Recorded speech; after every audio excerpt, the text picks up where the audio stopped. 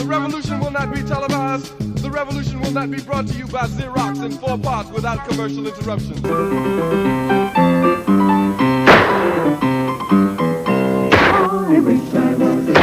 The year is 1861. The South secedes from the Union. Fort Sumter is fired upon. President Lincoln calls up the Northern men to crush the Southern rebellion. The Eastern United States becomes a battlefield as the great armies of Lee, Jackson, and Grant march across the land, making shrines of places like Manassas, Shiloh, and Gettysburg.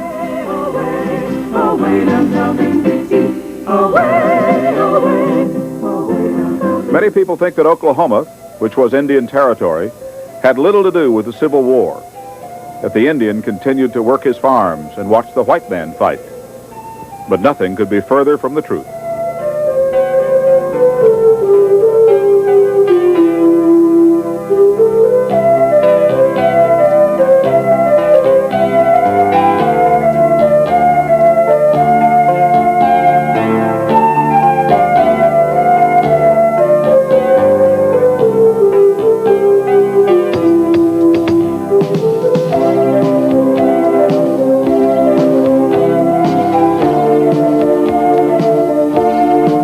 The 5 civilized tribes in Oklahoma were largely Southern in sympathy.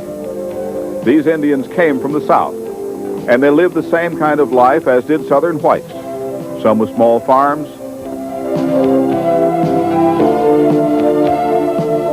some with slaves, plantations, and fine homes.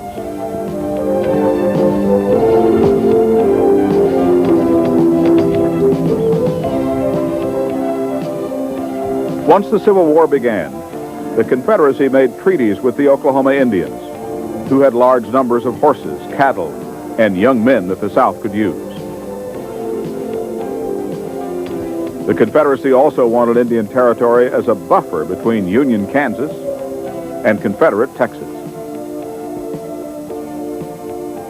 At the start of the war, the North withdrew all their troops from Indian Territory, leaving the Indians with no protection.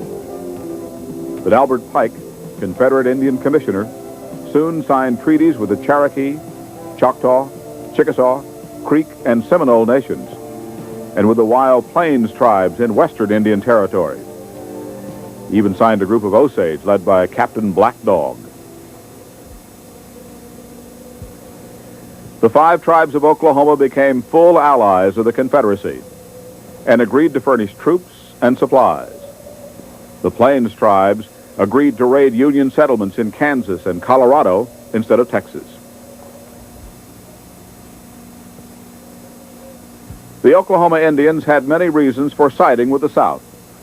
They felt that the U.S. government had forced them from their homes in the East, and they felt that the federal government had now abandoned them by withdrawing all of their troops from Indian Territory, and most importantly, their cotton economy and agricultural way of life were so closely tied to Texas and the South that they really had little choice. Just as in the Civil War in the East, the people of Indian Territory had long been split into different political factions. And when the war began, these factions chose opposite sides. The man who would lead the Union Indians of the Cherokee, Creek, and Seminole tribes was a former Creek chief named Oaklahoma. To get away from the Confederates, Oaklahoma decided to move north into Union-held Kansas. Around 6,000 Indians, with their slaves, started north in November 1861, pushing their livestock ahead of them. Oaklahoma also took the entire Creek tribal treasury.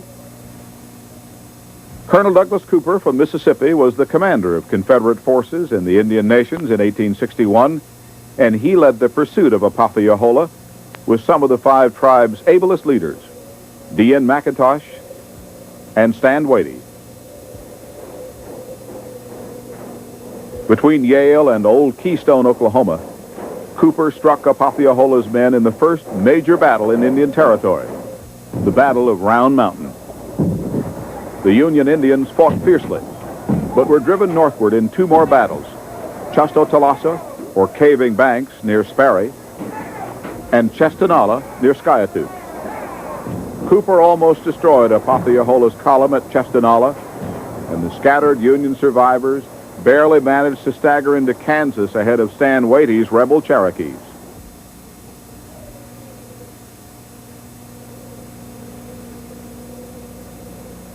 '62 saw the Yankees moving into northern Arkansas.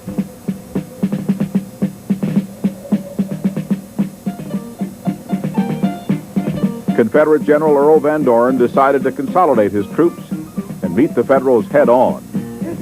Included in Van Dorn's army were troops from Oklahoma under Albert Pike. Pike's troop consisted mostly of Stan Waty's Cherokees and the 9th Texas Cavalry.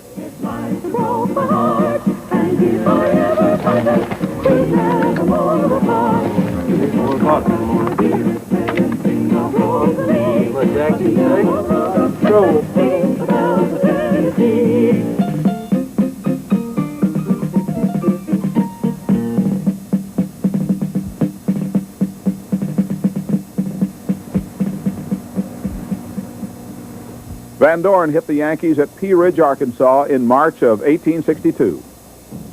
Pike's troops were on the far Confederate right, facing most of the massed Union cannon.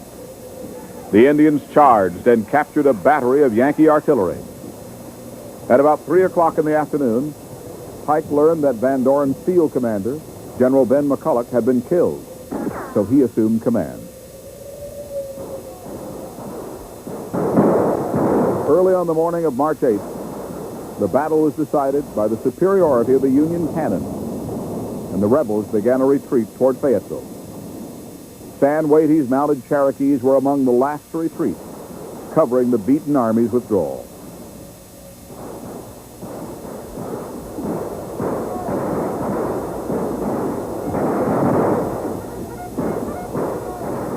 After the Union victory at Pea Ridge, President Lincoln ordered Union General James Blunt to organize 2,000 Union Indians to march south and retake Oklahoma.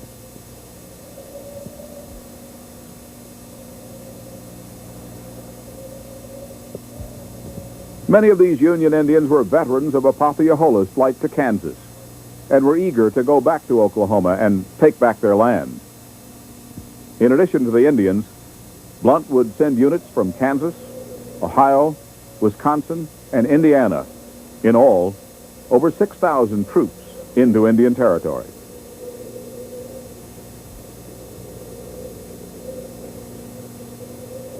On the southern front, General Pike was ordered to hold his position and harass Federal troops in Missouri, Kansas, and Arkansas.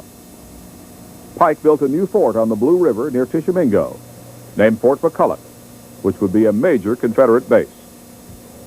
He sent Stan Waty north to Fort Davis, which was across the Arkansas River from Old Fort Gibson, and ordered him to raid into Yankee territory. Waty fought several battles in the area. In May of 1862, he pulled back to Cowskin Prairie to rest his troops. General Blunt, realizing that the Confederates were widely separated, decided to start his invasion by cutting Waty off from the other rebel forces under Colonel James Clarkson near Locust Grove, Oklahoma.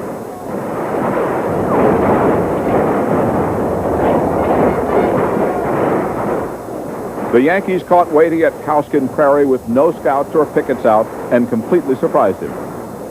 Waty's men managed to get across the Grand River to safety, but the Federals captured a large amount of supplies and several hundred horses. This was one of the few times that Waty was decisively defeated. Blunt decided to move next against Clarkson at Locust Grove. In a battle not unlike the East Wilderness Campaign, the Federals routed the Confederates.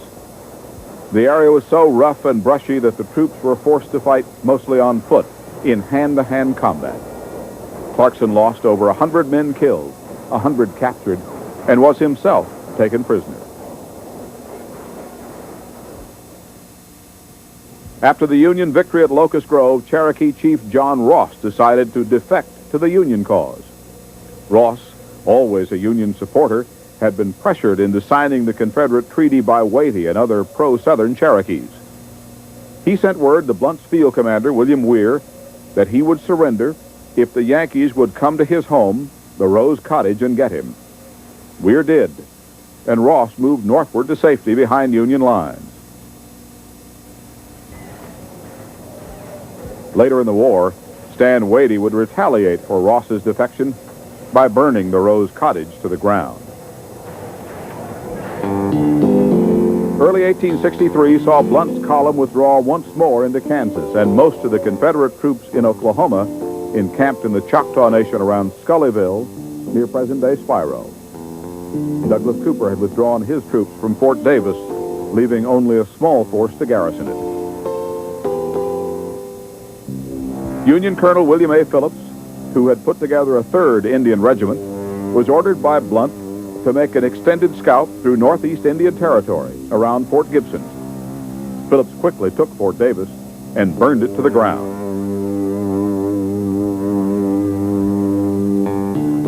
Since Phillips had destroyed Fort Davis so easily, Blunt decided to invade Oklahoma once again.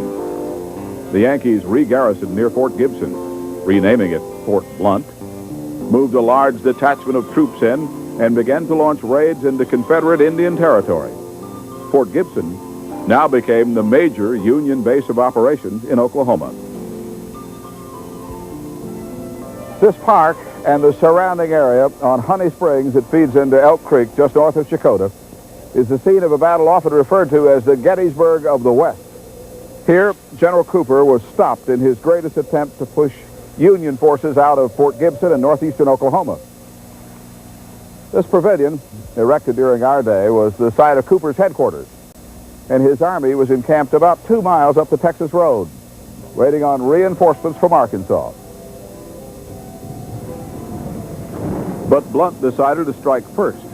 The Confederates held their ground for over 2 hours in a driving rainstorm, fighting with knives and clubbed muskets, since their gunpowder had been ruined by the rain. Around 2 p.m., Cooper was forced to order a retreat. With the Texas cavalry and McIntosh's Creeks fighting a stubborn rearguard action, Cooper crossed the Canadians and met the reinforcements that had come too late. Honey Springs had forcefully reasserted the Union hold on northeastern Indian Territory. The revolution will not be televised. The revolution will not be brought to you by Xerox in 4 parts without commercial interruptions.